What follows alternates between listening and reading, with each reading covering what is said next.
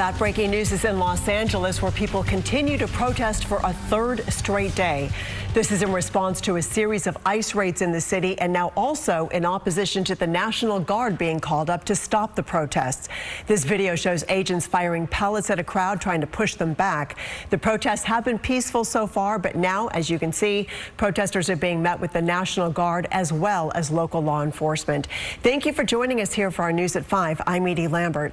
President Donald Trump has ordered 2,000 National Guard troops to be deployed to Los Angeles. This is unusual. It appears to be the first time in decades that a state's National Guard has been activated without a request from its governor.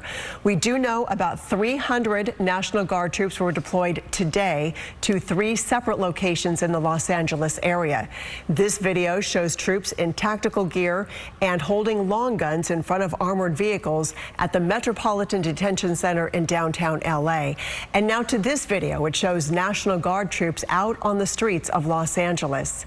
Governor Newsom is fighting this massive show of force. His legal affairs secretary formally requested the Trump administration to rescind what they call the unlawful deployment of troops in LA County and return California National Guard members to the governor's command. In a letter to Defense Secretary Pete Hegseth, he said in part, quote, "There is currently no need for the National Guard to be deployed in Los Angeles, and to do so in this unlawful manner and for such a lengthy period is a serious breach of state sovereignty that seems intentionally designed to inflame the situation, while simultaneously depriving the state from deploying these personnel and resources where they are truly required." There he is referencing their work in the aftermath of the LA fires.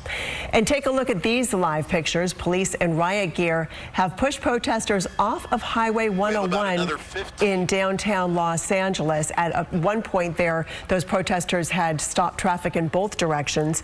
We saw officers deploy tear gas as they moved to clear the highway. We've also seen them arresting some people. The CHP shut down again all lanes, bringing traffic to a complete standstill. Large crowds also gathered along the overpasses and along the edges of the freeway. President Trump is suggesting he is not prepared to invoke the Insurrection Act, but he strongly is supporting law and order. Are you prepared to invoke the Insurrection Act? Depends on whether or not there's an insurrection. No, but you have violent people, and we're not going to let them get away with it.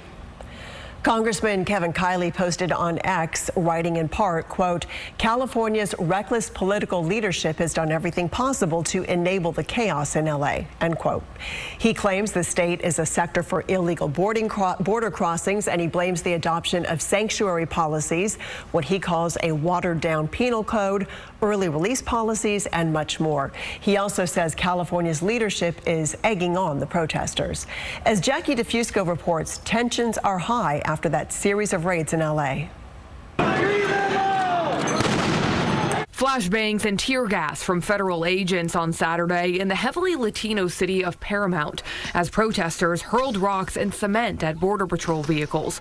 Video shows a car burning in the street. The Trump administration is reporting a surge in assaults against ICE agents and accusing Democratic leaders of inaction. The White House now sending in 2,000 National Guardsmen to, quote, "address the lawlessness that has been allowed to fester." Defense Secretary Pete Hegseth warned, quote, "if violence continues, active duty Marines at Camp Pendleton will also be mobilized." California Governor Gavin Newsom said the National Guard is not needed and accused the White House of seeking a spectacle, adding, quote, "that move is purposely inflammatory and will only escalate tensions." At a press conference Saturday, congressional Democrats had this message for the Trump administration. You cannot just come into the community and terrorize citizens the way you did. You cannot just continue to come in and profile people, not knowing if you are arresting American citizens.